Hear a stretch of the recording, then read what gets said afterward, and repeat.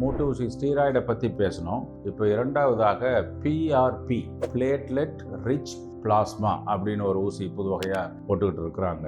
இதில் என்னென்னா, இந்த ஸ்டீராய்டு மருந்து இதெல்லாம் வந்து ஒரு செயற்கையான சிந்தட்டிக் கெமிக்கல் மருந்துகள், நம்ம வாய் வழியாக சாப்பிடக்கூடிய மருந்துகள்.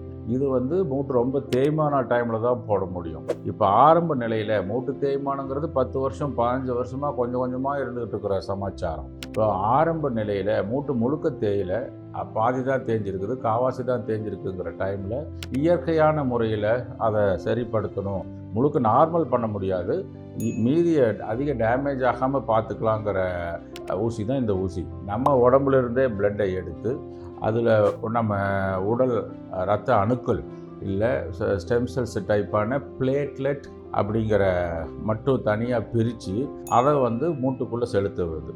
அது வந்து இயற்கையான முறையில் அந்த கார்டிலேஜஸை ஓரளவுக்கு காப்பாற்றும், அதிகமாகாமல் பார்த்துக்கும். பட் முழு மூட்டு தேஞ்சிருந்தால் இந்த ஊசினால் எந்த பிரயோஜனமும் இல்லை. அதை வந்து 2 ஊசி கூட போடலாம், தேவைக்கேற்ற படி மறுபடியும் ரிப்பீட் கூட பண்ணலாம். பட் அதை எடுத்து அதை தனியாக செப்பரேட் பண்ணி பிரித்து போடுறதுங்கிறது ரொம்ப டெக்னிக்கலான விஷயம். கைதேர்ந்த சிறந்த அதுக்குன்னு உள்ள சிறப்பான இடத்துல மட்டும்தான் போட முடியும். கொஞ்சம் காஸ்ட்லி தான். தேங்க்யூ.